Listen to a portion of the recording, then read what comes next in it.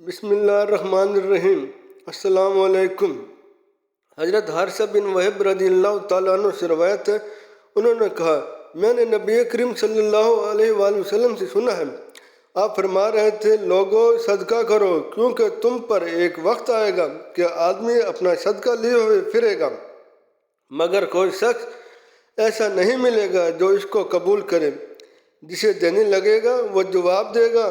اگر تو کل لاتا تو میں لے لیتا لیکن آج تو مجھے اس کی کوئی ضرورت نہیں۔ حضرت ابو ہریرہ رضی اللہ تعالیٰ عنہ سے روایت ہے، انہوں نے کہا رسول اللہ صلی اللہ علیہ وآلہ وسلم نے فرمایا جو شخص حلال کمائی سے ایک کھجور کے برابر بھی صدقہ دیتا ہے اور اللہ تعالیٰ حلال پاکیزہ چیزوں ہی کو قبول کرتا ہے، اللہ تعالیٰ اس صدقے کو اپنے دائیں ہاتھ میں لیتا ہے پھر اسے دینے والے کی خاطر بڑھاتا ہے، جس طرح تم میں سے کوئی اپنے گھوڑے کے بچے کو پال کر بڑھاتا ہے حتیٰ کہ وہ کھجور پہاڑ کے برابر ہو جاتی ہے۔